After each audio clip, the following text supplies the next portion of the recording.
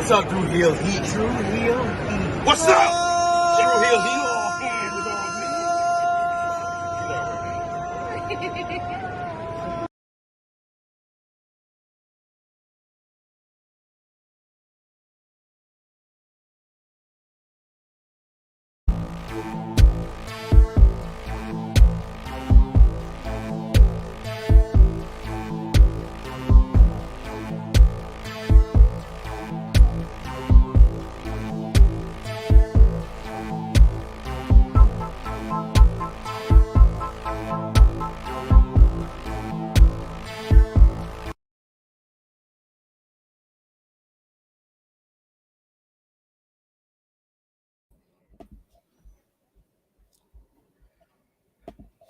Hello. It is me, your True Hill Phenom SP3. We are live. Good morning. Live here, 9:05 a.m. Eastern Time, here in the New York City area, everywhere across the world. I don't know, it's like 2 p.m. in the UK and all this other stuff, but we are here to discuss NJPW X Stardom Historic Crossover. This is our roundtable review, breaking down all the action from New Japan Pro Wrestling and Stardom. Historic crossover, the first co-promotional event between two of the biggest promotions in Japan. And I am here, of course, with the master of ceremonies when it comes to the True Hill Heat YouTube channel, when it comes to New Japan, past, present, and future, as well as all Japanese wrestling. I kind of lean on this gentleman right here. He is J-News.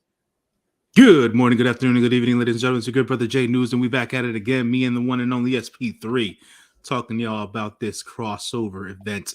Historic indeed it was. SP3, historic indeed it was. We saw some things I didn't think that we would see. And on top of everything else, it was a good show. It was definitely a good show. It showed out. It did exactly what I thought it was going to do. And we should get started and let these people know. Absolutely. So, of course, if you are with us live, drop a thumbs up on this video. Share this video with all your wrestling fans, friends, and family on all your favorite social media platforms. If you are new to the True Hill Heat YouTube channel, welcome. We talk about all of professional wrestling here. Yesterday, we had our AEW Full Gear Roundtable review with myself and Josh, breaking down all the action from All Elite Wrestling. And today, we are talking about New Japan Pro Wrestling and Stardom, because we talk about the whole range of professional wrestling, as we're going to talk about Survivor Series coming up this week. We got preview, we got the watch along, we got the roundtable review. So hit that subscribe button, hit the bell to stay notified for all the great content here. If you're watching us on Facebook, drop a thumbs up, a heart emoji, a laugh emoji, an angry emoji. However historic crossover made you feel, let us know with those emotes. And of course, if you're watching us on Twitter as well, retweet the video, like it, and of course, sound off in the live chat. We love to hear from all of you. True Hill Heat YouTube channel is interactive here, so we love to hear from all of you, hear your thoughts on historic crossover, New Japan Pro Wrestling, Stardom, however it made you feel, and however you feel about those promotions. Let us know. You might know more stuff than us when it comes to Stardom, or even when it comes to New Japan. So sound off in the live chat, and of course your super chat donations. If you're feeling a little bit generous, it always helps out the channel, helps us grow, helps us do more live streams like this on New Japan and Stardom. So we always appreciate that. And this is a test run for a earlier time slot for our live stream here. J-News has to do something very early this morning, so we're doing it earlier. So if you see, we want more people to watch the earlier stuff. This is a test. So if you want earlier streams, share the video, of course, is the best way to do that. We got Frantic World, who says, what's up, SP3, J-News, and chat. We also got CM Chris here with us saying, afternoon, SP3 and J-News. Yes, it's 2 p.m. in the UK. Much love. Yes, I was in the UK long enough to know it's a 5-hour difference between here and there. So I knew that off the top of the dome. So thank you both for joining us. Thank anyone else who has joined us. CM is here with us as well, saying, hey, y'all. Thank you, CM. Drop the thumbs up. Appreciate y'all coming. And let's get into the show. Before you we start breaking down the action from the pre-show to the main show, the big news of one of the GOATs, the GOAT Gaijin, as I call him, Kenny Omega, returning to New Japan Pro Wrestling, getting the video on this show, challenging Will Ospreay for the IWGP United States Heavyweight Championship for Wrestle Kingdom on January 4th. We're going to talk all about that. But first up, let's get into what went down on the pre-show and everything first before we get into that, and then everything that happened before Ospreay and Shota Umino. But first, J-News, one word to give your overall thoughts on the show, Historic Crossover. Historic Crossover, Stardom, New Japan Pro Wrestling. One word. It was good, man. Good is the word. I want to use good because at the end of the day, they like I said before, I feel like the show executed what it wanted to execute, and there were a couple of surprises in the show, just from an action standpoint and things of that nature. So that was, I don't know, for some people it might have not been welcome, but for me it was welcome nonetheless. But yeah, man, good is the word on my end. Yeah, sure. I would say that more is the word that I think of, because I want more of this, because, you know, Stardom, I'm not always able to catch. I'm not always able to watch. I don't know if it's, you know, Kevin Kelly and Chris Carlton getting me comfortable with watching Japanese wrestling with English commentary, but it's a lot to kind of get me in the mental space to watch a whole show with nothing but Japanese commentary. It takes a lot now. So I like the fact that Chris Charlton and Kevin Kelly kind of have said, even on commentary public before this show and on this show, that they want to do English commentary for Stardom, because that opens the world up for a lot of the North American fans. So I want more of this crossover between these two promotions. I want more matches on New Japan shows. I want more crossover, and I want, you know, English commentary eventually coming to Stardom, because it opens it up. And I heard Stardom had a tremendous show on the night before, November 19th. So if J-News is down after this show, I'm down to do a little bit of maybe Stardom reviews. Maybe we watch a few Stardom shows and review it on Patreon. I'm down for that as well. Oh man, that doesn't sound like a bad idea. We will keep it there. More people are joining us in the live chat, J-News. We got Vala B, who says, good is the word. Indeed. We also got CM Chris, who says, damn, Omega and Ospreay is going to be a banger. We know the story already in AEW, and the fact is happening in New Japan, all the better, in my opinion. Sure. I know y'all been waiting for me here. Yes, you are one of the main New Japan fans on the channel. We appreciate you for joining us, Vala B. Good to see you here. Yes, good to see CM Chris in the chat joining us as well. Antoine, who says, good morning, fellas. Can we get KAIRI versus Mercedes? I mean, I would have loved for Mercedes to come out at the end of the night. Wait, time out. Not Martinez. Come on, sit there. There you go. I'm talking about Monet. Mercedes Monet. I want to see Mercedes Monet show up in Stardom. We gotta clarify for these people which Mercedes we talking about, folks. I mean, at the end of the day, Martinez make this clear. It wouldn't be a big surprise if Martinez showed up, because New Japan and AEW have a close relationship. New Japan is close with Stardom, so it's like cousins by like another degree or something like that. CM Chris says, my Stardom knowledge is very rusty, so hopefully get to learn something here. We learned something watching the show, so I definitely got it your way. And then Negro Buck is here with us, the good brother, who says it's actually happening, Omega versus Ospreay. I think I titled one of the graphics for that as it's really happening, y'all. I mean, honestly, I this is what we usually do on the Roundtable reviews. I said I would let you take the lead. One request, though, I think we should just get the elephant out the room. Talk about Ospreay, Shota Umino, and then the video package. Do it out of order. Let's do it out of order, because we're gonna have people talking about it. That's the main thing that everybody wants to talk about coming out of this show. We'll just skip over the match when we go through, the proper order. But let's talk about Ospreay, Shota Umino, and then the post-match first. J-News. All right. But let's introduce first as to how it went down at the Ariake Arena. There were 7,102 New Japan fans live and direct in that arena. First of all, great setup. Love the way that it looked, even though, you know, everything was pretty much spaced out. But the Trons they had for the ladies, it seemed like the ladies had a bigger budget for their Tron graphics than the guys did.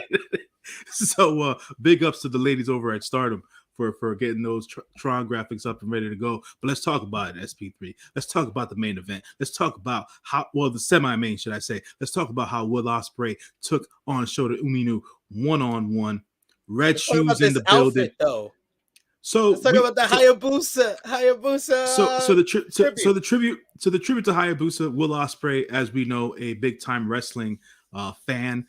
He went out of his way to get in contact with Hayabusa's daughter and get the blessing of Hayabusa's daughter and the family in order to wear the mask and the tribute costume, gear, everything else in between.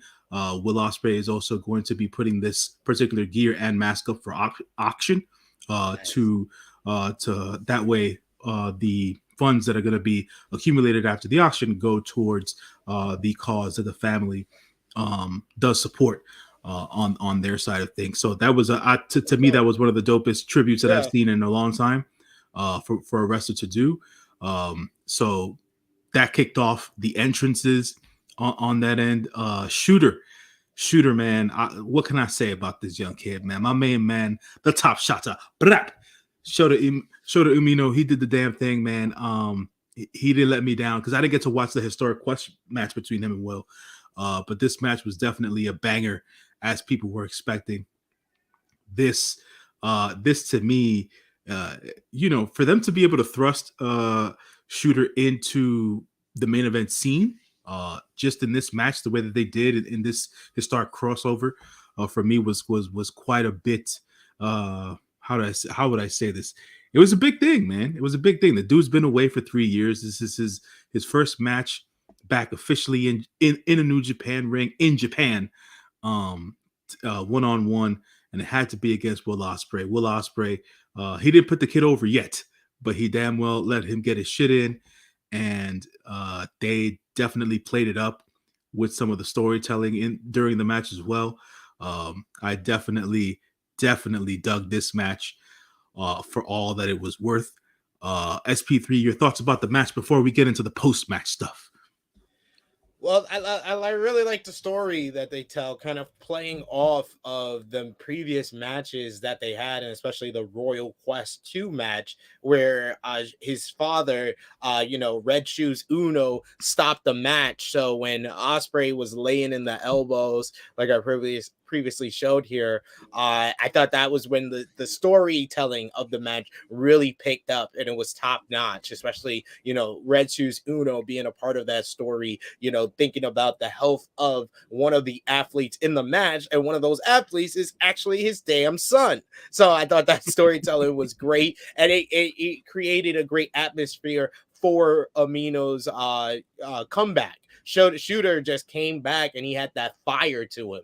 He has that crispness in what he does. He has an amazing drop kick. As soon as he hit the drop kick, I was like, this is like Okada-esque drop kick style. Like, he comes across like a young Tanahashi in a lot of ways to me. But like, when he hits that drop kick, I was like, oh, that's the Okada drop kick. He's been watching Okada. But the comeback was amazing. Got a couple of great near falls, especially with the Death Rider here. Mm-hmm. But Ospreay is just too much. His offense, his high impact offense, the hidden blade, or when he hits the front hidden blade, I don't even know if it should be called hidden blade. It should be called the blade, because it's not hidden anymore. But yeah, he just overwhelmed Amino. He just has too many weapons. He kicked out of the hidden blade, but he got hit with another hidden blade. Then the Stormbreaker, 1, 2, 3. Ospreay retained the IWGP United States Heavyweight Championship. I thought it was a hell of an underdog performance from Shooter. He showed a lot here, and he shows that he is going to be a future main eventer when it comes to New Japan Pro Wrestling. But his time isn't now. The time right now is Will Ospreay, and I thought about I've been thinking about a lot of like the end of the year type of things. I would say one of the best storylines in all of wrestling, but especially in New Japan, has been Will Ospreay kind of establishing the United States Championship as the 1B title. Like that's been one of the better stories because it kind of just formulated over time. And you had the whole story with him trying to get possession of the physical title with Juice. Then you had his amazing performance in the G1, and then since the G1, just banger after banger for this championship. The match at Royal Quest 2 was really good with Shooter. Then he has the match with David Finlay that was awesome. He had the match with Tetsuya Naito that Dave Meltzer rated 5 stars, and on rewatch I was like, maybe I can't bump it up to the 5-star because that was an incredible matchup. This was another great one. I gave it 4.25 stars. I thought Shota Umino really stepped up to the occasion here in this match. Oh no, man! I mean, without question, I think that like Vala B saying in the chat, man, he's a future ace of this company, and I've been a fan since day one. So big props to the Shooter for his performance at Historic X. But SP3, what happened after this match was over? We're gonna highlight a couple of these comments first. CM, listen. I got you, girl. I'm out here trying to make sure people understand that Will Ospreay is the man. He is the man. And at the end of the day, the kid's got it. He's look. From all understandings that I have about Will Ospreay, professionally or not, he seems to be a good guy, a good enough guy. Sometimes, people are gonna make mistakes. It is what it is. He's human. But at the end of the day, I think that what Will Ospreay has been able to do for the IWGP United States Heavyweight Championship has been something that, and I'll say this, that Kenny Omega couldn't even do. And come on, will you stop? Will you stop? That was the most blasphemous thing I ever seen. I want to disclaim. Jake Jackson needs to make a disclaimer for you, sir, in your over the top love of Will Ospreay. This is ridiculous. He's one of my favorites in the world of wrestling today, but I'm not gonna say the blasphemous things that you are saying right now, sir. CM says punk ass Phil thought he'd block us, but we rise now. Kenny smuggle Coda out. I love that. That's great. Yes, please do. Nick Jackson said that Hayabusa gear was beautiful. That's an amazing picture. We also got CM Chris says, love that. I love Hayabusa in FMW. God rest his soul. Yes, indeed. Vala B also mentioning what you said. J-News saying Ospreay is a good dude, though. CM talking about Shooter saying he made Mox proud, made his daddy proud. Yes, made his daddy proud. We also got Negro Buck who says you can really tell how good someone is by how crisp their drop kick is. Yes, the art of a great drop kick impresses me immediately. That's why I agree with J-News. Kevin Knight has a great future ahead of him. Yeah, for sure. We'll talk about his match on this show as well. Valabi says waiting for Suji and Yuya to come back so we can get the whole class to come up. Yes. I think Yuya is going to be a star. Yeah. I haven't seen enough of what Suji's been doing in Mexico as of yet. I got to catch up with that over on CMLL. But yeah, hopefully those dudes come back quick, man. Yeah, absolutely. We got Bro who says I need to get on whatever diet Shooter is on, dude, because dude looks amazing, incredible. Yeah. You dude. That's what I said during the matchup. Like I think at the early portion of the match, I was like, man, Shooter's in amazing shape. He was not in this shape when he was a young lion. No, he just wasn't. Absolutely, he just wasn't. So you also got Valo B who says Ospreay has a peanut for a brain, but still a great wrestler. Yeah, man. Fair enough.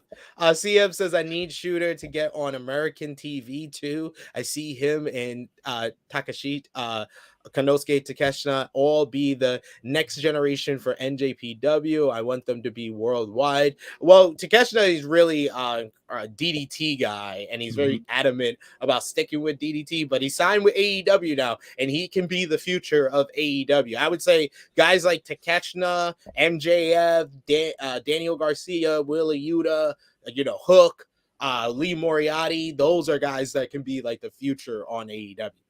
We disagree there. Huh? I said I can't disagree there. There.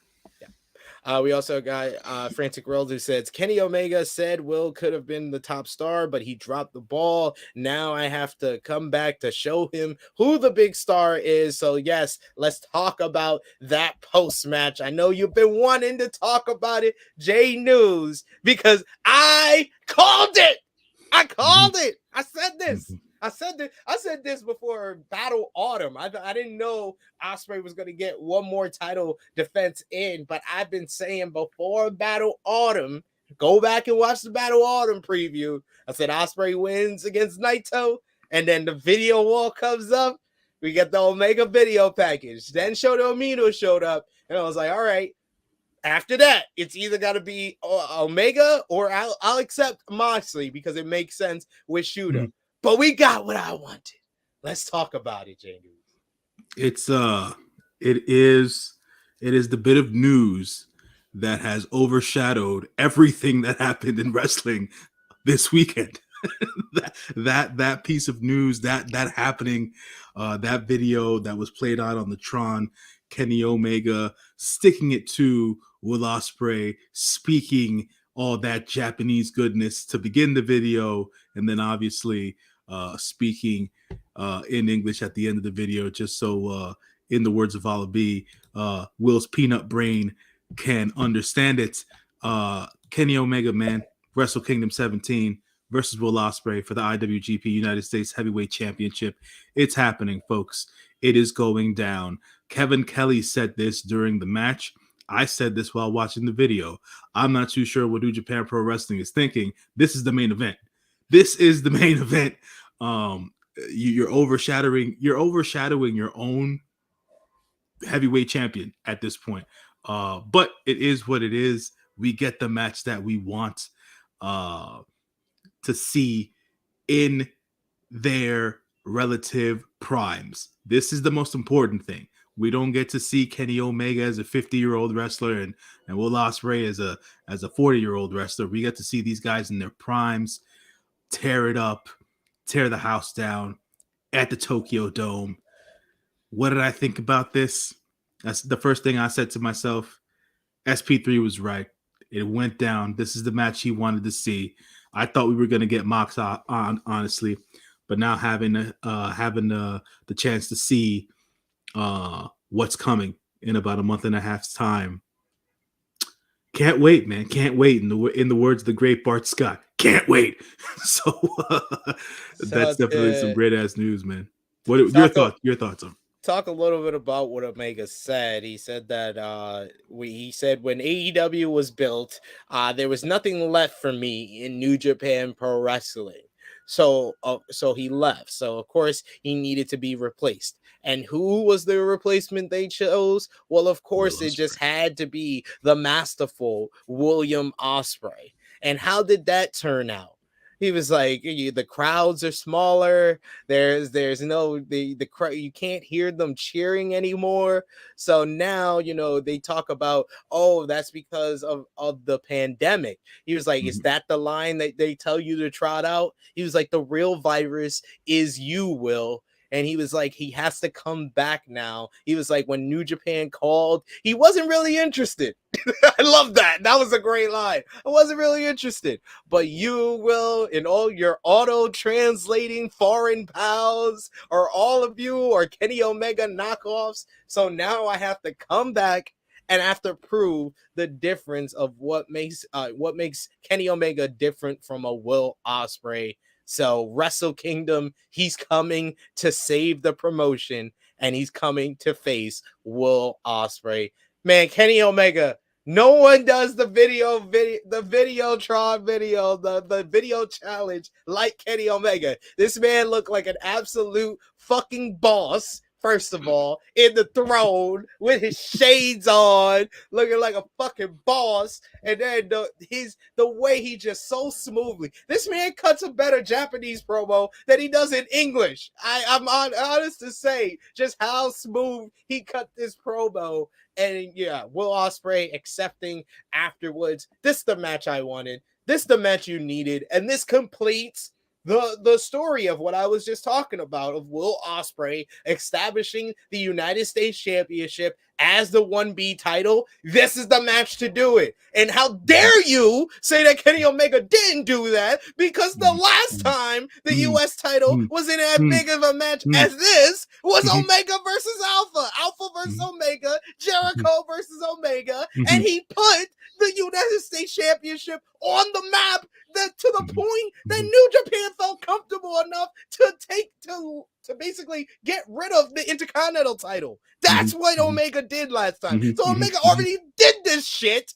It's not his fault they decided to give it to the Juice Robinsons of the world and the Cody Rhodes of the world for a few years. It's not Omega's fault. Will Ospreay brought it back, and he's made it the 1B, and now Omega is coming to put the stamp of their approval. The first ever champion versus quite possibly the greatest United States champion of all time. The two greatest gaijins of all time going at it. Dave Meltzer is going to be masturbating. He's going to be having an orgasm as soon as the bell rings, because he is going ready to break the star rating. You had 7 stars with Omega Okada 4. This match getting 10. This match is getting 10 stars. It's in the Tokyo Dome. Give him all the stars. He's going to be giving all the stars away. This is going to be amazing. I can't wait for January 4th now. Yeah. All that rhetoric, all that goddamn talk. And you're absolutely wrong, SP3. Will Ospreay said it himself. He stayed. Omega left. That United States Championship was made to be a whole lot of nothing after Omega decided to up and leave and go create this other damn company on the other side of the goddamn pond. And Will Ospreay stayed, and he took it upon himself to revitalize that championship. And that's exactly what he's done. And he's the better champion, for goddamn sakes. And for all intents and purposes, this story better end the right way, SP3. This better end the way that it's supposed to end. And if it does not, if we get another year's full of a goddamn story between Kenny Omega and Will Ospreay, I feel it'll be too damn much at the end of the day. This story better end the way it should end, decisively. That's all I gotta say. That's all I gotta say. So it sounds like you're saying Will Ospreay has to win at Wrestle Kingdom. I mean, the story. I mean, if Kenny Omega wins, right? If Kenny Omega wins this match and he takes the belt from Will Ospreay, doesn't that mean that Kenny has to then cut time between AEW and New Japan Pro Wrestling? Is that something that Kenny Omega wants to do at this stage in his career? I think it's not. So at the end of the day, I feel since Will Ospreay wants to be in New Japan, he wants to be the head guy, Will Ospreay has to win this match in order to be able to get over that Kenny Omega sized hump that Kenny Omega says that he's putting out into the goddamn world. Will Ospreay's got to win here, man. If he doesn't win, what's the point? What's the point? The point is that Kenny Omega is the goddamn man. That's what the point is. And he's about to have an even greater 2023 than he had in 2021, that he did in 2020, that he had in 2018, 2017. Kenny Omega is about to wash Will Ospreay. Now, I think it's going to be an incredible match. And I do agree with a lot of the comments that we see in the live chat. I think we're getting the match of the year 4 days in. Like, I don't know if anything else is going to beat that by the end of the year. The last couple of years, it's sort of been that way, where like we enter the new year, it's January 4th, we get into Wrestle Kingdom, and then we get a match of the year contender right off the bat. It just stays there for the majority of the year. We got Ospreay and Okada, in the main event of the Tokyo Dome. This year, I mean, I think there's a potential that a lot of the matches at Wrestle Kingdom that they already have booked are getting 4 stars and over. Like the floor for a lot of these matches is 4 stars. Like that's not even talking about the potential. Like this match alone has the potential to do 6 stars, to break the scale again. I feel you, man. I feel you. I'm with it, man. I'm with it. Can't wait to see it. Hopefully, you know, it's not a 8-hour show that I have to sit through, because that would be it'd be. Hey, it's back to one night, man. I know, saying. Man. No, I know. It's the at 3 a.m. You just gotta get your sleep. January 3rd. It's the WrestleMania experience all over again. That shit is the pits. But I'll say that. But we'll see, man. We'll see. I'm definitely awaiting this match. Hopefully, it comes through, man, and it fits the bill, and we're all happy by the end of it. And yeah, that's all I got to say about that for right now. Yes, we will surely, of course, talk more about Wrestle Kingdom as well as Ospreay and Omega on the rest of the shows this week. To answer CM Chris, we got more than 2 matches. We got Ospreay and Omega. We got White versus Okada. You now got the IWGP Women's Championship matchup we're going to talk about that was set up on this show. You got the World TV title finals with Ren Narita versus Zack Sabre Jr. You got the 4-way for the IWGP Junior Heavyweight Championships, FTR versus the winner of the World Tag League. You got Catch 2-2 versus the winner of the Super Junior Tag League, and probably Carl Anderson finally defending the Never Openweight Championship. Probably. We'll see how much politics can play in going into Wrestle Kingdom.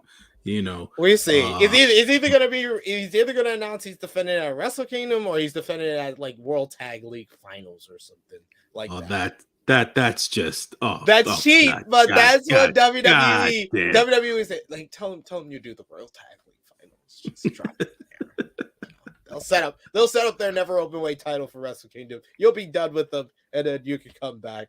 Do some OC stuff, go around and lose for guys feuding with AJ Styles. Why not? I mean, I think that Carl Anderson, being the good brother that he is, he's going to want the bigger payday. The bigger paydays at Wrestle Kingdom. I was like, no, not right now. WWE going to pay you a Wrestle Kingdom thing for do the Saudi show. And then 3 Wrestle Kingdoms. They're going to pay you 3 Wrestle Kingdoms for 1 Saudi show. So at the end of the day, Carl Anderson needs that second pool, so he will go and wrestle at Wrestle Kingdom. My brother. He's all about the pools. All right, J-News. We talked a lot about Ospreay versus Amino, the great match for the IWGP United States Championship, the setup for Kenny Omega versus Will Ospreay for Wrestle Kingdom. Now let's go to the beginning of the show. Let's go to the pre-show before we start with the main card. All right, let's do it, brother. I mean, first match of the night over at the pre-show.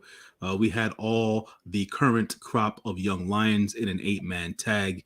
We had the LA Dojo guys being represented. We had Gabriel Kidd, Alex Coughlin, Clark Connors, and Kevin Knight going up against the Noge Dojo guys. Oscar, I want to say his name. I think it's Lube, Kose Fujita, Ryohei Oiwa, and Yuto Nakashima. We had the more veteran crop of young lion guys win this match, which just made all the sense in the world. It just seems to me, and this is just more of a point of view thing, it just seems to me that the LA Dojo guys have been readily more prepared and have shifted into the limelight more than the Noge Dojo guys that have been around for over a year now. Even though these guys have been doing work for the last 3 years, I would say, between Coughlin, Kidd, Kidd even longer than that, before the dojo stuff, Coughlin and Connors, and now Kevin Knight being on strong for the last year and a half and some change. Those guys are impressive. Obviously, they were going to get the win over the young lion crop over in from the Noge Dojo. But the Noge Dojo guys, I've said this before, I'll say it again, still don't have much faith in them as of yet.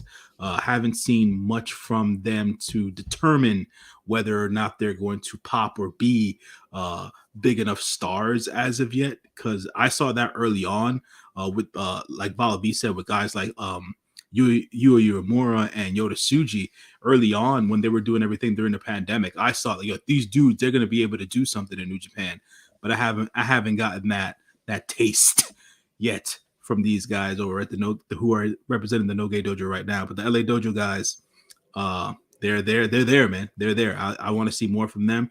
We had a good, but I think we mentioned this last time. We had a cool ass conversation with Kevin Knight the last time at over at the Rumble on 44th Street. Cool dude, Jet. Like I said, like I always say, Jet got the best bunnies in the business, man. That drop kick is water, you know. But yeah, man. Good way to start off the show.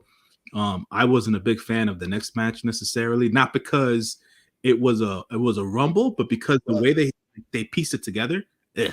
But your thoughts on this particular match? The first match to specify, it's not really a, Young Lions in the 8-man tag. It's LA Dojo versus the Young Lions, because they did really confirm that on commentary that guys like Coughlin, Kid, Connors, they're graduated. They're when they refer to them as the LA Dojo, they're talking about a fight team. They're not talking about a young lion.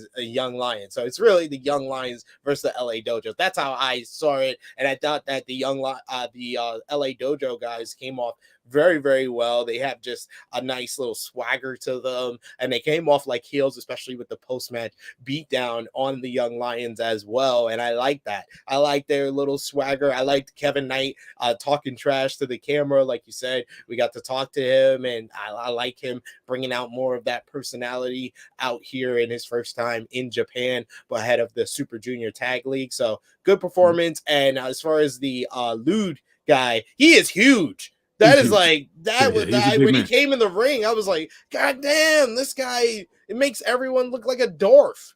Yeah, he dwarfs everybody. They mentioned I think he's of German descent. During the time of the pandemic, he had already joined the dojo, quote unquote, but he had to go back to Germany, and he was being trained by the guys over at WXW for a while, and now he's back at the dojo doing the thing. But he is a sizable young man.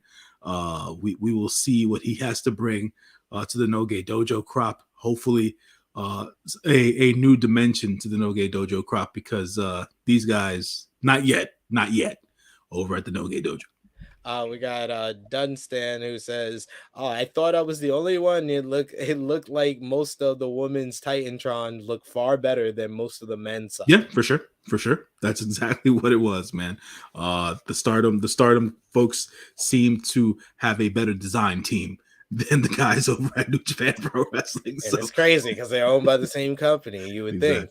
Vala B saying Alex Coughlin is going to be the white Ishii.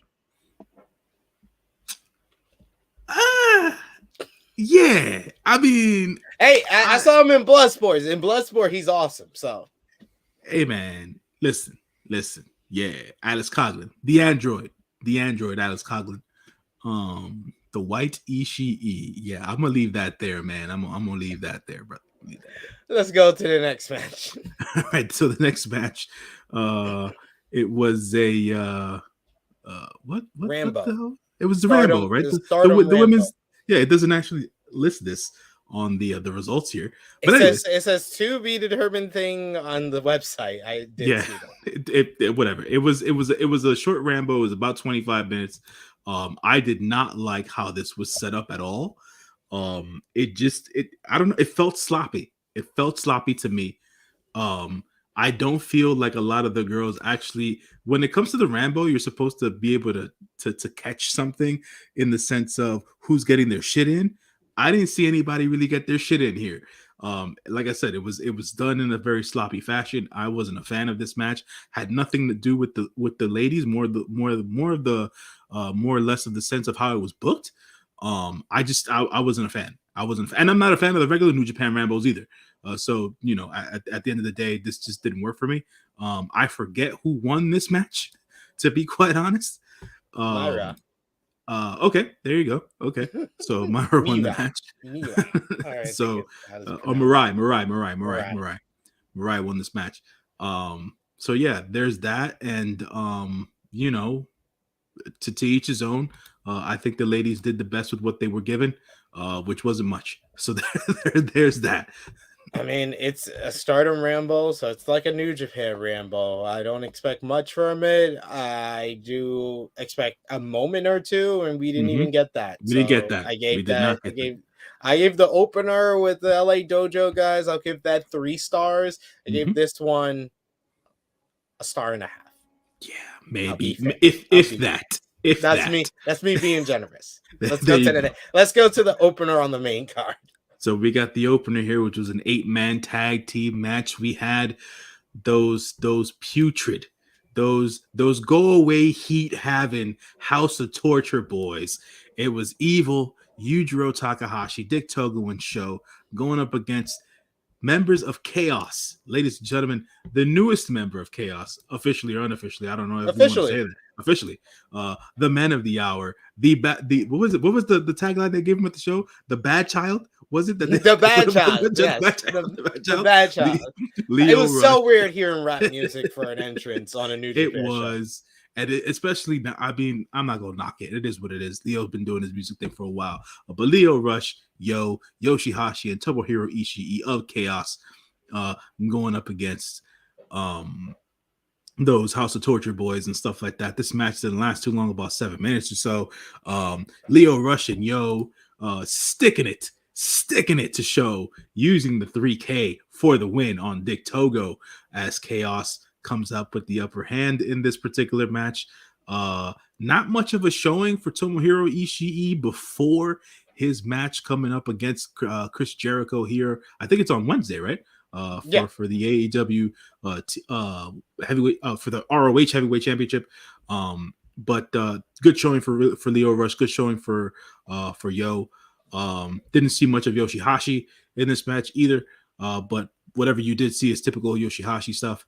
The House of Torture guys, I really can't say much about the House of Torture guys. Like, I didn't notice this before, but during the House of Torture entrance, I noticed that Sho had a snake wrapped around one of his arms, and I was like, what is this crap? Who is green lighting these jackets? And can anyone tell me why that is even allowed right now? So anyways, but it went that way.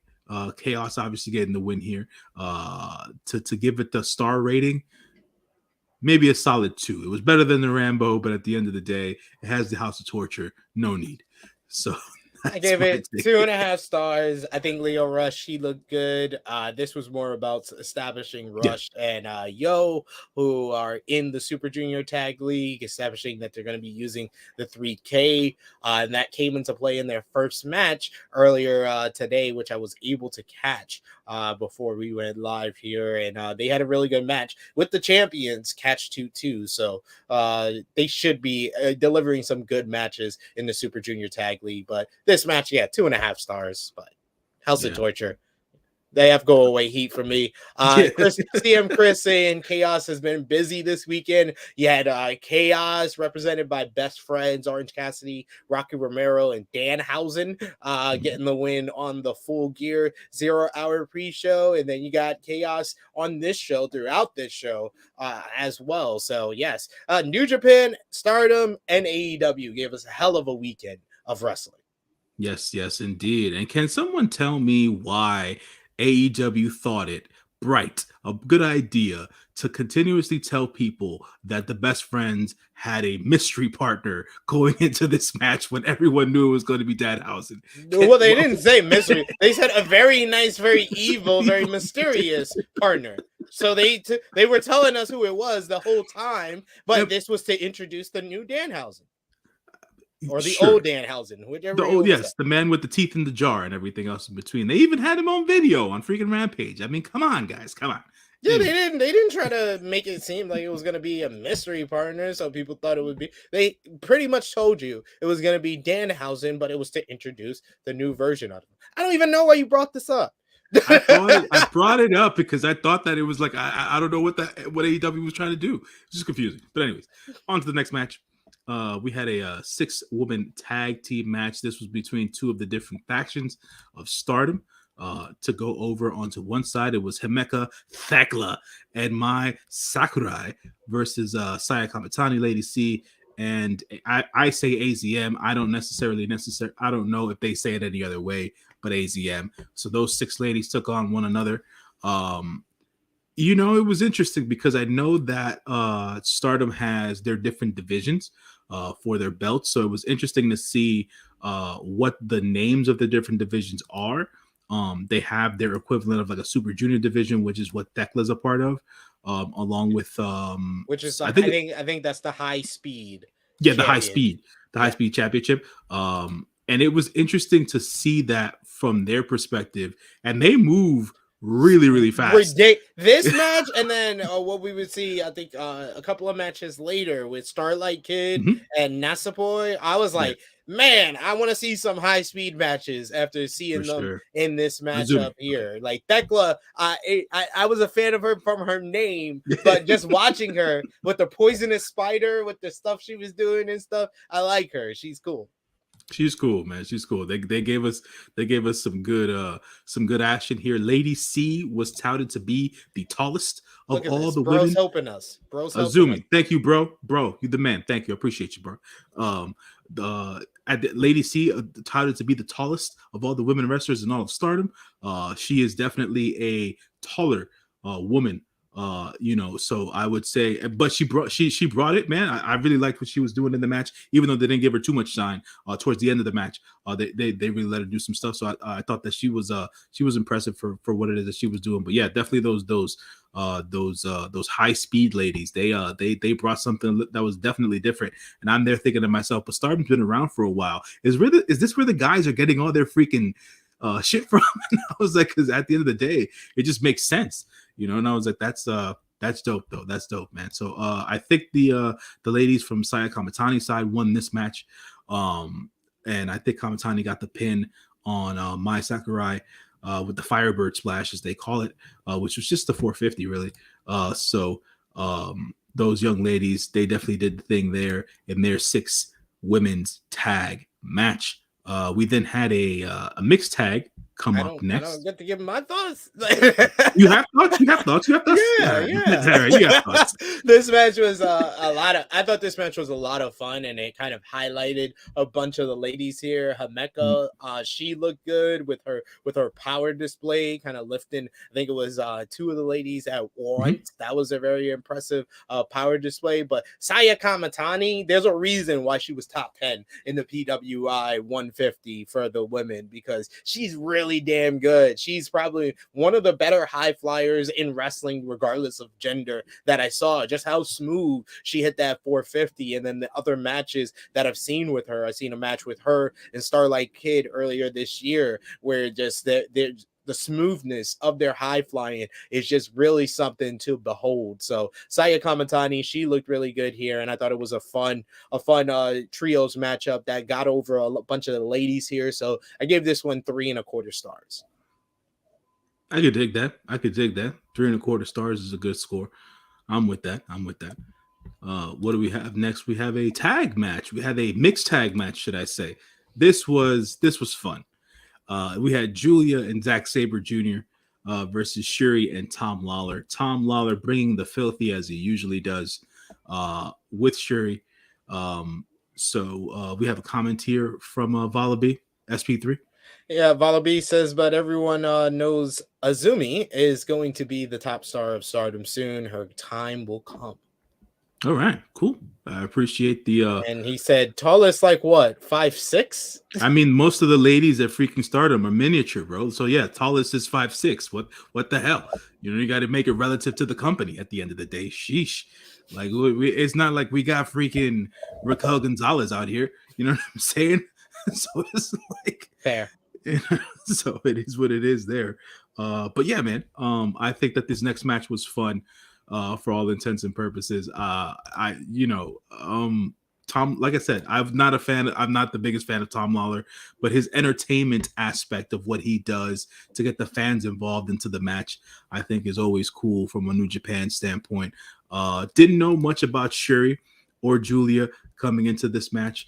I figured that they were rivals in some sense because they were on opposite sides, but I believe that they used to be a tag team or are currently a tag team. I don't necessarily know. They used to be a tag team. They used to be in a DDM together until basically Shuri went out on her own and decided to, become a single star and got kind of, rose to the top. And now Julia kind of felt left behind. And now Julia, she won the 5-star Grand Prix, which gets her a shot at the World of Stardom Championship, which is the top prize that Shuri currently owns. And these two women will face each other on December 29th, I believe, at Queendom.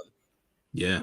So that's coming up. I think that the ladies were able to show some good prospects to lead into the match coming out on December 29th. I think that them taking that short, I think it was like about a minute or two of teaming together to blast Tom Lawler, and I think they also got Zach as well, if I'm not mistaken, at some point. But yeah, those ladies were fun. I think Zach and Tom Lawler doing their bits were fun as well in this match. Good way to have the mixed tag go. And get everyone involved in the match and not just have it be the ladies versus the ladies and the guys versus the guys. So there's that aspect of it. But any other thoughts about this particular match here, SP3? Well, Zack Sabre Julia got the win after ZSJ got the European clutch on Tom Lawler. I thought this was a fun little mixed tag match. I like the personalities here. I like Shuri and Julia working together, kind of showing that they have a past of being a team that got that across. And it got across a lot of the elements of their feud in a short amount of time. And I would say Shuri and Julia were kind of the stars of this match. And I like that Lawler and Sabre Jr. kind of benefited to that and kind of like push them to the forefront here and stand out, although it was Zack Sabre Jr. scoring the win over Tom Lawler. They got over their feud, made me want to see Queendom with their match on December 29th. So I would say this was a success. I gave this 3.5 stars. It's a solid score for this match, which I thought was highly entertaining for what it is that they brought to the table. We then had another 8-person tag match here. Yeah. That went over that we lightly touched on previously. We had so this was all Suzuki-gun on both sides. We had one side of the Suzuki-gun faction that had Momo Watanabe, Starlight Kid, El Desperado, and Doki against Natsupoi, Tam Nakano, Yoshinobu Kanemaru, and Tai Chi. Lovingly called them Uncle Nobu during the match, which was interesting to hear. Great. That was great. So Uncle Nobu basically showing, I believe it was Natsupoi, the thrills of having that Satori and making sure she knew how to have that Satori mist going. Satori surprise. The Satori surprise, yes, indeed. So yet again another match that was highly entertaining. The ladies here being thrust into the forefront, which was cool. I think that was more or less the point of the mixed tags. I think El Desperado showing his fandom of his tag team partner and Starlight Kid wearing the half and half mask, same as Starlight Kid wearing the half and half mask of her, showing her fandom for Desperado here. I believe was also a cool thing to see. The young ladies on the side of Tai Chi and Kanemaru, they looked like fairies to me. And I'm talking about fairies in the fairy tale way, not like the bad way. So, they very light pastel colors and things of that nature. And with the entrance, the dance and the thing. And I was like, I didn't even know that happened. I wasn't even aware. I was not even aware that they did that sort of a thing at Stardom, but that was cool to see because it was a different type of entrance to see from any professional wrestler, let alone to be just ladies themselves. But what does Vala B say here? SL Despy is the best Starlight Despy. Yeah, this was a lot of fun as well. I thought that I agree with you. The SL Despy duo that put over kind of Starlight Kid in a way by having Despy come out in her mask with the half and half. I like the Cosmic Angels with their little entrance with the Taishi mask. That was very cool. And this felt like the first time on the night that the New Japan and Stardom, it felt like the teams felt like teams for once, although you know, you had a stable kind of split in half with Suzuki-gun here. I thought the Suzuki-gun interactions were great. The headlock battle between Despy and Nobu was a lot of fun. Taishi interacting with Doki and Taishi getting the win, that worked. And I like the ending in the post-match with Taishi putting a little seed into Tam Nakano's thought, talking about her going after the IWGP Women's Championship. That was a little bit of foreshadowing that we don't always get in New Japan, and I like that little nugget there at the end with him kept saying IWGP, IWGP, and then you see Tam thinking about it to the camera. That was great. Yeah, the thought process there was planted, and later on in the events, we see what that planted seed brought forward. But I also wanted to point out, I think I pointed this out earlier, Mumbo Watanabe, she wanted a piece of Tai Chi before the match even started. She wanted a piece. She wanted to get in there with Tai Chi. Taichi was about to sumo her. He Exactly. ain't want that smoke though. And to give the match a star rating, I gave this one 3 stars. This was another solid match. It was definitely fun with everybody involved. Big shout outs to Doki and Uncle Nobu for going at one another, even though they were a tag team the night afterwards. So that's always welcome fun from New Japan. On to what Bobby is saying here. What it was that Bobby said. He said, going into the show, a lot of the fans thought Tai Chi would do the Cosmic Angels dance. Sad he didn't join. Yeah, I didn't think that was going to happen. I just didn't think that was going to happen from my standpoint, you know. But like I said, the entrance was still cool. It was still dope. Good, entertaining stuff there. We then get the last mixed tag, if I'm not mistaken, of the show. We got a tag match here. We had Micah and Hiroki Goto going against Utami Hayashishita and Hiroshi Tanahashi. This match lasted about 9.5 minutes. We got more of the straight up women versus men and men versus women in this match. First of all, when I saw Tanahashi smack the crap out of Micah, I was not, and I repeat, not. I couldn't believe it, man. I just couldn't believe it. I couldn't believe it. The reason I couldn't believe it was because they have been putting over how much the ace, like what he did to Goto all those years ago at the G1, and then in this past G1 where he busted his lip open and everything else in between, like how he did that to this Stardom star, and she didn't get a freaking jaw swiped was beyond me. But it was what it was. At the end of the day, I thought that these ladies brought it. I felt like the interactions that Hayashishita had with Goto were also cool as well.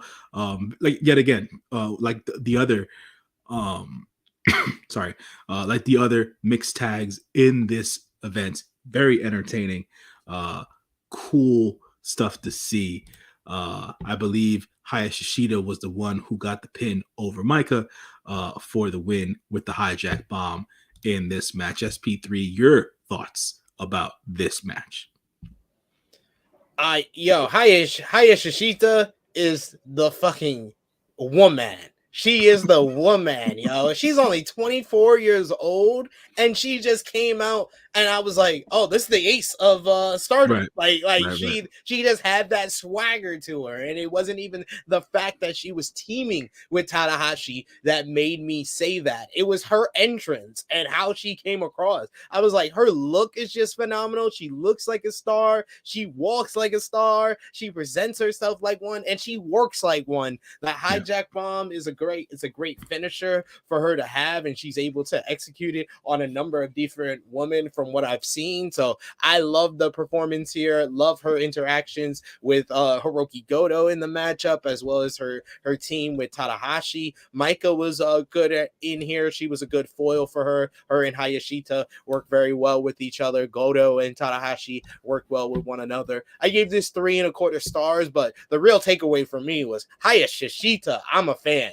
Now I saw the Shuri versus Hayashishita match, the first ever women's match that broke Dave Meltzer's star rating, and I gave it 5 stars as well because I love that match. That match was incredible. But I'm gonna go out my way to watch more of them, and I heard that they faced each other on Saturday at the Stardom show, Yutami and Shuri, and a lot of people are saying that's the best women's match of this year. So I'm gonna go out of my way to watch that as well. Let me know in the live chat if you're a Patreon backer and you want me to review that show for Patreon. Let me know in the chat. There it is. There it is. SP3 kicking it with the Stardom ladies. And then we go ahead and we go into some more multi-man tag team action. We had some 10-man tag action here. We had those United Empire boys led by the great Lord Gideon Gray, along with Francesco Akira, Kyle Fletcher, Mark Davis, and TJP against Los Ingobernables de Japón, Bushi, Hiromu Takahashi, Sanada, Shingo Takagi, and the one and only Tetsuya Naito.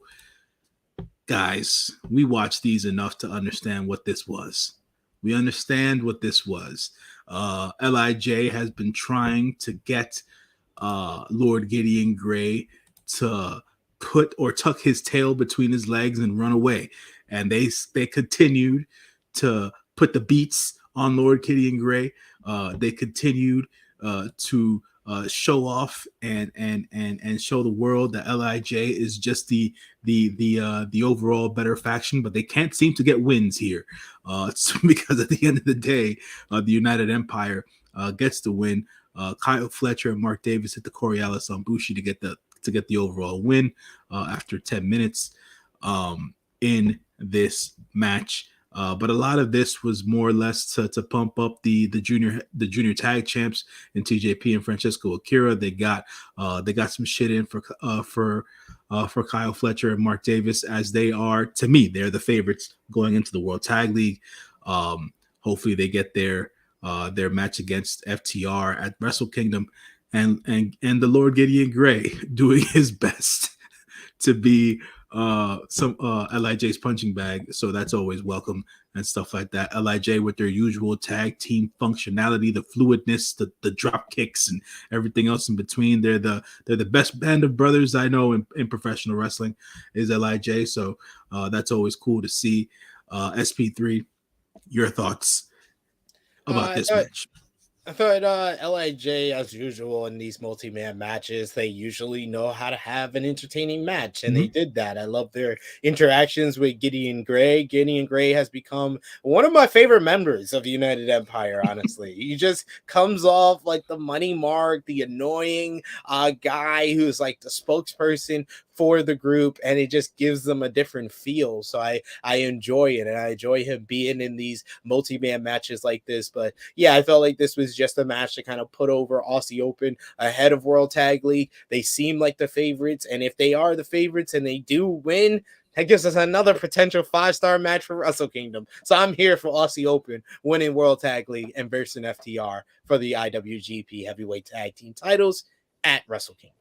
There it is. There it is. That was a 10-man tag. We then go ahead to the 6-man tag. I didn't necessarily know what to expect out of this, as a person who's been watching New Japan Pro Wrestling for a long period of time, and Japanese wrestling in general, here and there throughout the years, to know that this is going to be the Great Muta's last match in New Japan Pro Wrestling was just I didn't know how to feel necessarily, right? Because at the end of the day, for the last couple of years, we've seen Muta in different companies, and just at this stage in his career, he's really the body doesn't have much left, right?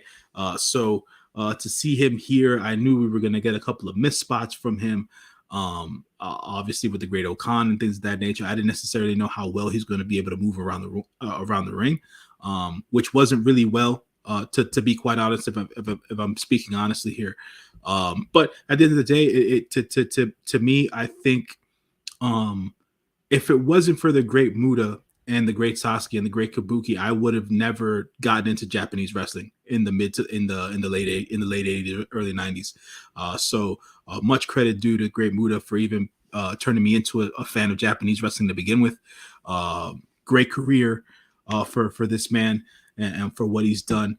This match in particular, 6-man tag. It was the United Empire Boys, Great Okan, Jeff Cobb, and Aaron Hanare, Gentrified Hanare, as we like to call him here at the channel, versus the Great Muta, Kazuchika Okada, and Toru Yano of Chaos Lore.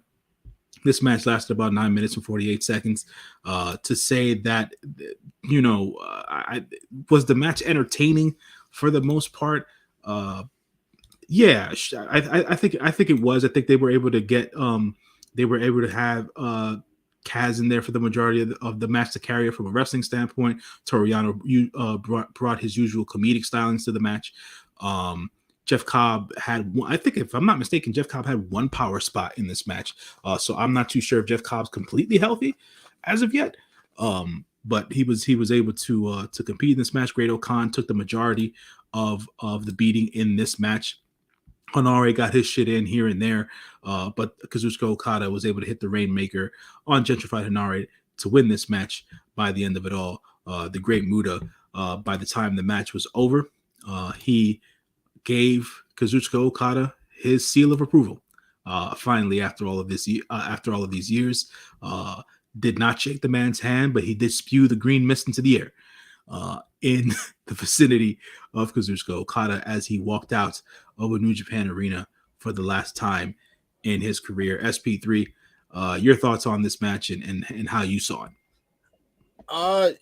Yeah, I mean, Great Muta was my introduction to kind of Japanese professional wrestling, watching WCW in the early 90s, late 80s. Like, he was the guy that kind of was, who is this guy? The face paint, the mist, his feud with Sting. Those were the things that kind of got me to pay more attention to WCW. I would say it's guys like Ric Flair, Sting, Vader, and Great Muta. Those are the Mount Rushmore of what introduced me to WCW and made me watch it and pay attention to it. So watching this match and knowing that it's the final match in his final New Japan match for the Great Muta, it was kind of disappointing, honestly, because this felt like the match before the final match for Great Muta, because all they've done with, the introduction of him during the World TV title tournament and then this match is set up a match with him and Great Okan. And I would think that, one last thing for Great Muta to do is put over the national hero, the national treasure that is Great Okan, and pass on the greatness of the Great Muta to the Great Okan. I think that would have been a proper final New Japan match for him. Right, but as we know, Japanese wrestling is a little bit different than American wrestling. So at this point, if the Great Muta is going to go out on his shield, he's going to go out on his shield against the great Shinsuke.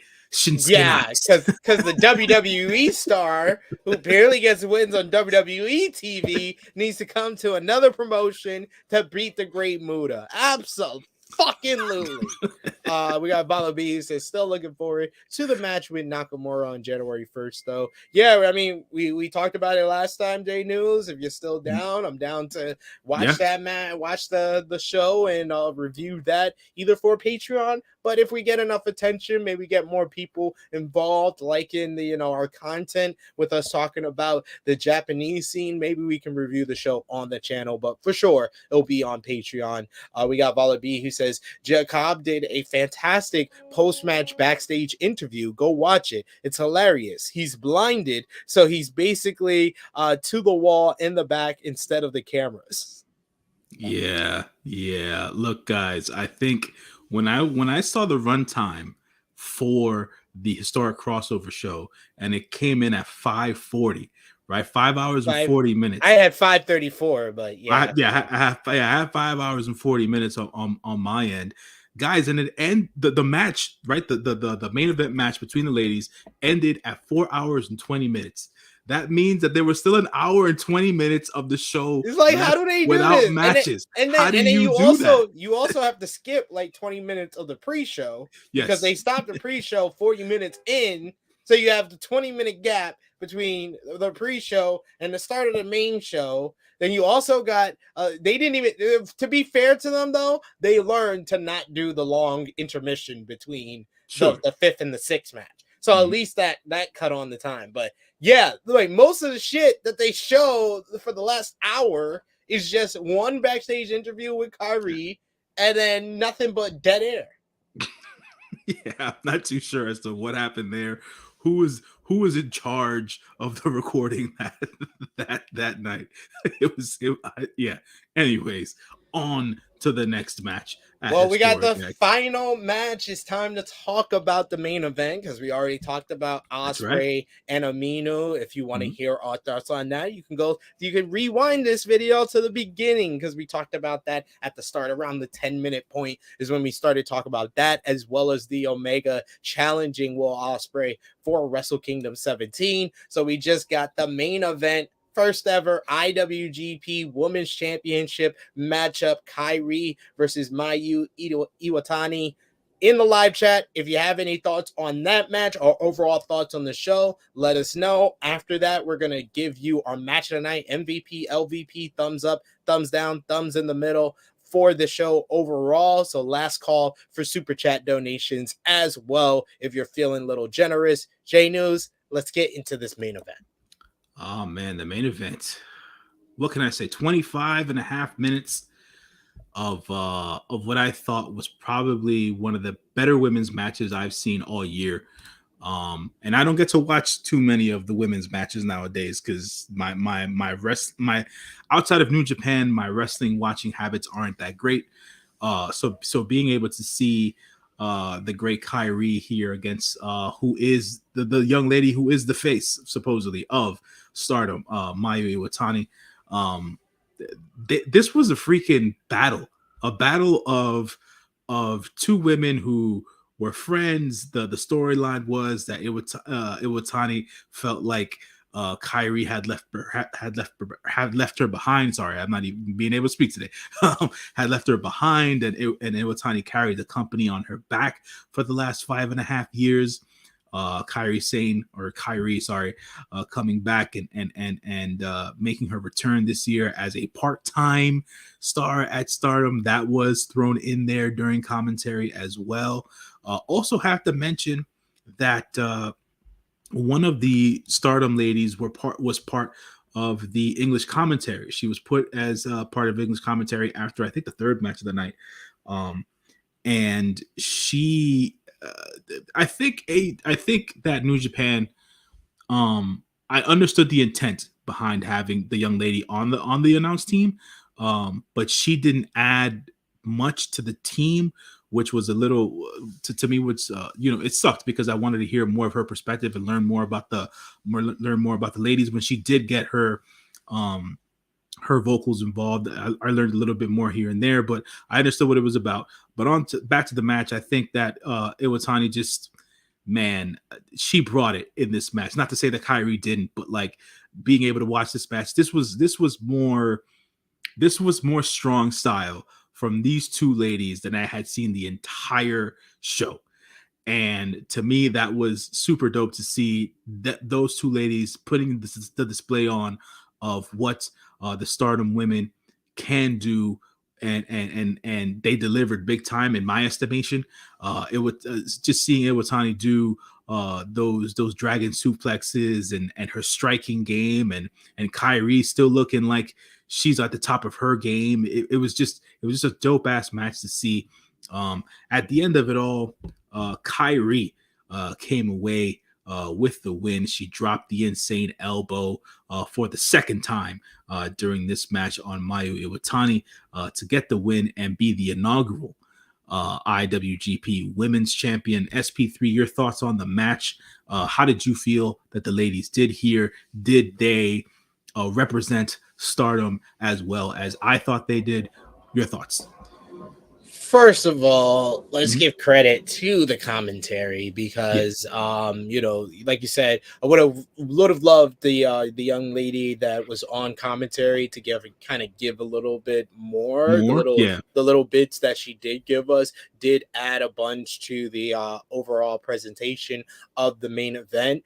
But I think Kevin Kelly and Chris Carlton did a Yeah. spectacular Tremendous job, yeah, job for of sure. covering the history and giving us the story within the story, and it made everything that we were watching transpire mean a lot more. You know, to compare this, you know, for the New Japan fans like me who doesn't watch a lot of Stardom, automatically comparing, you know, the three daughters of Stardom to the three musketeers Years, of yeah. you know, Hiroshi Tanahashi, Shinsuke Nakamura, Katsuyori Shibata, to KAIRI, Io Shirai, and Mayu Iwatani, that immediately was like, okay, I understand this more. And in a lot of ways, they were kind of trying to put this across that Mayu is the Tanahashi in this scenario. Mhm. But like you said, Mayu showed me a totally different side of her in this matchup because she had I've seen the kind of Tanahashi in her. She plays just a great baby face, can fight from underneath, can get the crowd behind her, just has that facial expressions and the body language that just connects her to the crowd in a great way. But in this match, she showed the Kota Ibushi, that zombie Mayu that came out. I was like, no, that's Kota. She's Kota, really. She does the moonsaults and stuff. She has the agility of Kota Ibushi. She has the hard strikes. But then when she brought up the zombie, I was just like, oh, I love this girl. This girl is now one of my favorites in there. And I already loved KAIRI, but KAIRI showed that she still is one of the best female wrestlers in the world. She can tap into that at any point. Those spinning back fists, oh my God. I was like, she is hitting her harder than I saw Eddie Kingston hit Jun Akiyama. And that might be because Eddie loves Jun, but I'm sorry, those KAIRI spinning back fists were harder than Eddie's. And those, she was not holding anything back. This was one of the best women's matches that I saw this year. I gave it 4.5 stars. This is such a great way to kind of firmly establish the IWGP Women's Championship, putting it in the main event spot and it delivering such a high quality main event matchup. Like I said, one of the best women's matches that I saw all year. These ladies just brought the intensity. You know, it just shifted into different gears. Such great near falls, the dragon suplexes, and just barely KAIRI getting her shoulder up on those. Mayu kicking out of the first insane elbow. That was tremendous as well. So I loved every bit of this, just the different sequences, the emotion that was involved with, you know, Mayu feeling like KAIRI left her behind and had her hold the bag of Stardom for 5 years. And now KAIRI is back as a part-timer and trying to get this accolade that Mayu wants so much. You felt that in the emotion and what they were doing. And then the commentary drove it home even more. So, like I said, 4.5 stars, one of the best women's matches of the year. Post-match, though, they set up what could be one Yeah. of the best women's matches of next year, as the seed that was planted earlier in the night by Taishi telling Tam Nakano to go after the IWGP Women's Championship. She became the first woman to challenge KAIRI for the title during KAIRI's celebration and our final promo to the crowd. And then afterwards, we got the graphic. It's official. It's going to be KAIRI defending the IWGP Women's Championship against Tam Nakano January 4th at the Tokyo Dome, Wrestle Kingdom 17. This should be another tremendous bout. I know that KAIRI just went 30 minutes with Saya Kamatani for Stardom on Saturday, then had this tremendous match back to back. So I know with a lot of rest, her and Tam are going to deliver at Wrestle Kingdom. What did you think about the post match here? I thought that that they executed that well. You know, to your point, Taichi planting that seed in Tam's head earlier in the night definitely led to this particular moment here. So we'll see this match at Wrestle Kingdom 17. We'll see as to where they slotted in the card. Hopefully they give them a good spot in the card and not just throw them in at the beginning of the show or whatever the case is. So hopefully they get some shine And looking forward to it, man. KAIRI still on top of her game. I want to see more from Mayu Iwatani, and I'll see as to what it is that Tam Nakano can bring in one of these big matches. So definitely looking forward to that. Overall, with the show here, the historic crossover event. Yet again, a good show for New Japan and Stardom to deliver to us professional wrestling fans. And so that's just my take on it. We do have a super chat donation here from the good brother Vala B. 2 back-to-back. Thank you, Vala B. Very generous this morning. We appreciate that.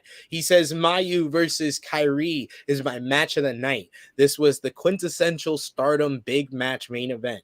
This match slapped, stomped, humped, all the words. KAIRI deserves it, but I was rooting for Mayu. I was rooting for KAIRI because I just felt she was the right choice to be the first ever IWGP Women's Champion. And like thinking about it after watching the show, I was really like, I feel like they kind of told KAIRI this. So like they were like, hey, we're doing something with New Japan. How about you come back and be the first ever IWGP Women's Champion? Because I think that might have been a part of the pitch to KAIRI to come back to Stardom, because this would be the type of accolade you would think about. Like, all right, I did my time in WWE. Now I'm coming back and I'm doing something even bigger than I was before for Stardom. Because a lot of the people, you go to WWE, you don't want to go back sometime to the promotions that you used to be at that are smaller. You're making less money unless you're going to achieve or have the type of push that's bigger than what you were able to get before. And I think they've done that already with KAIRI by giving her this achievement. Yeah, no, I definitely agree there. The good part about it is that she was able to show out, and she hasn't let anybody down as of yet. So that's been a big part of this, her deserved achievement here. Hopefully she's able to take this belt into international waters. So that's the hope for me. It'll be, obviously it's going to be great for her to have her matches with the other Stardom ladies and stuff like that. But since it is the IWGP Women's Championship, maybe she can defend it against other women in other companies. Let's see if that can be a thing, being that KAIRI does have some experience here in the States. It might be somewhere to go with it. I don't know. It's up to the folks over at Bushi Road. We got another super chat donation here from Vala B, who says, Waka did the best she could. Whenever she struggled in English, she could comfortably switch to Japanese so Chris could fill in on what she's saying. Yeah, I think that they realized that she was quiet for a while because she didn't feel comfortable, talking English for that long. And I like that Chris Carlton kind of stepped up and started talking in Japanese to her and kind of filling in on what she said when she was more comfortable. And then at a point, I think Kevin Kelly was saying, like, what would you say to Mayu? No, in Japanese. Just say it in Japanese. Right. They did their best to get her involved and stuff like that. So, like I said, I knew what it was that New Japan was trying to do.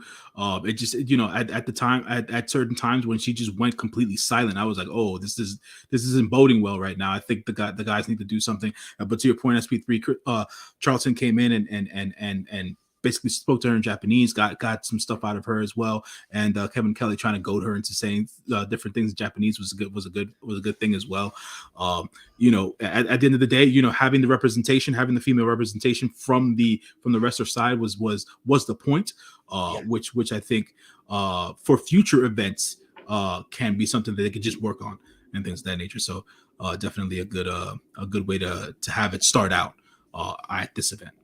So that's going to bring us to the end of the show. So it's about that time, J-News, to give our thumbs up, thumbs down, thumbs in the middle, your match of the night, MVP, LVP for the show. If you're watching us live, you can do that in the live chat. We will highlight some of your comments here on the screen. And if you're watching us on demand, please let us know in the comments down below what you thought of the show, your thumbs up, thumbs down, thumbs in the middle. good brother Kayfabe Tactics, who's always leaving great comments, especially on our New Japan content. We want to know what you thought about Historic Crossover.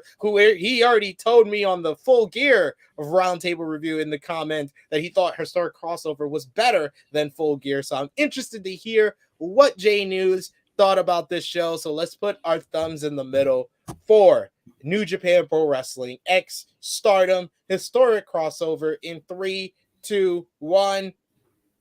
Thumbs up across the board from me Thumbs and up. J-News. Out of 10, what did you give the show, J-News?